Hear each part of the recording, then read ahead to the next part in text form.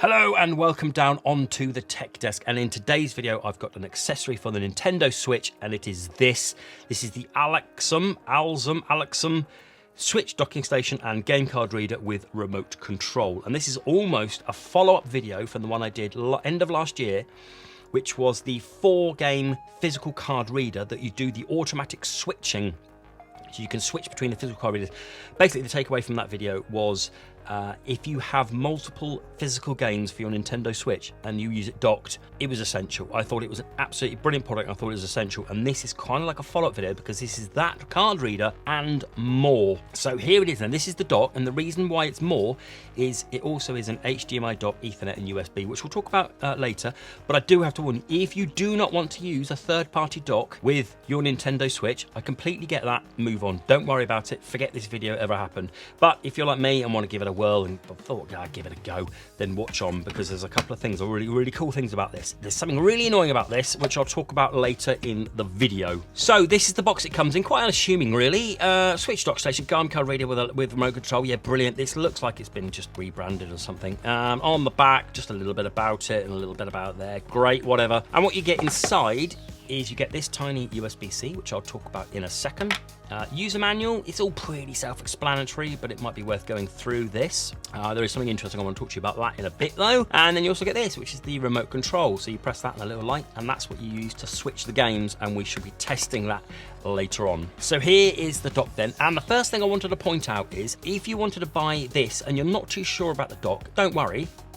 You can just pop it off like that and use it as the dock, the one I showed last year, like that. So you kind of get it in 2 in 1. That's brilliant. It actually mentions being able to take it off. Nowhere in the manual. So nowhere in the manual does it tell you can take this off. There is material that shows that. But if you're buying this blind, you're thinking, I'm buying this. I didn't know it, and you're reading that.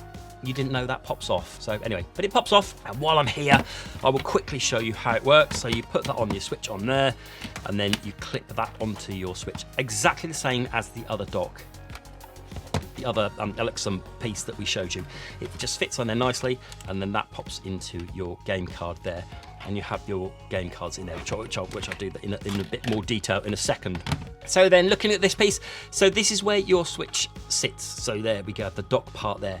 There's some nice rubber bits there for your Switch to sit back on, so it's nicely protected on there. There is no rubber pieces in here. It is completely plastic. Having said that, my Switch, I've been in and out loads of times. It hasn't marked it at all, so you don't need to worry about that. But it's nice that it's got the rubber on the back there, and that folds down and clips in. Nice.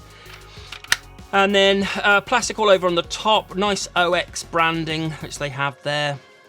On this side you have power, so this is where you plug in your power cable, so your official power cable or whichever one you use, you can plug in there. And then on the back we have storage, which is essentially just a place to hold your game cards. So nothing more than just a place to hold the game cards, nothing else. HDMI, which I'll go through in a bit, Ethernet, and 3 USB 2.0, so they're nothing fancy, but it will be good enough to like charge your controllers or stick a keyboard in if you're going to be using it for a password and stuff like that. And then on the side, if I clip this back on, there you go, we have the DC 5 volts here. You need to have that plugged in to there, which is where this bit comes in. So you choose whichever one you want really, the nearest one, because it's nearer. You have to have it plugged in like so it takes power from that. So the game card reader, as we said, it was separate. The game card reader needs to take power from this dock here, okay? So if you were using this like this separately, you need power to go into there. If you're using it on this piece here, you'd need the power to go into the other side, but then this USB-C needs to be plugged into here like so. It sticks out quite a bit, it does reach as far as the other one. I tend to have it on that one because if you just have a look here, you see that slightly bending it over, doesn't sit well with me. That one's okay. That one's even better. I just would avoid that one just because it pulls it a bit too much with this length of USB. And then this bit here, this is just your power button. You never need to press that really.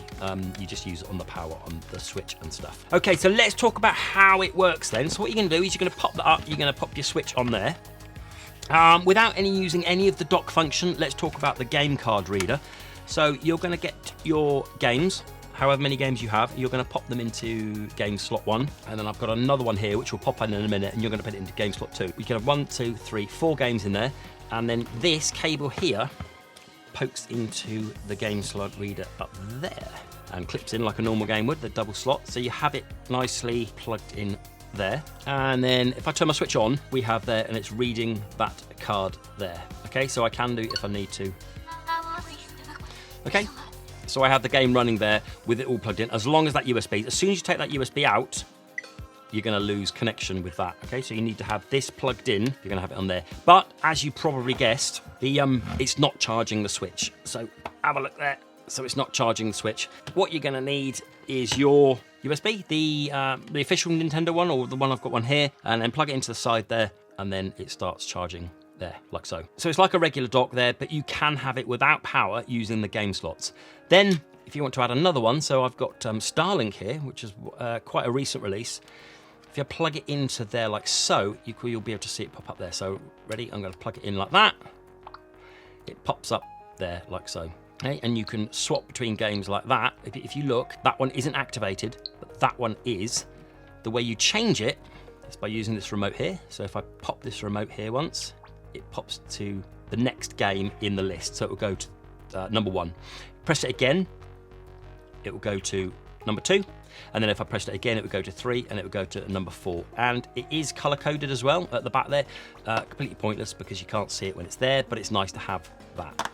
Okay, so there is something I did say about earlier, that there was something that kind of annoyed me a little bit. It does mention about the hibernation in this, but kind of didn't really make sense. I'm not sure if the translation was right or not.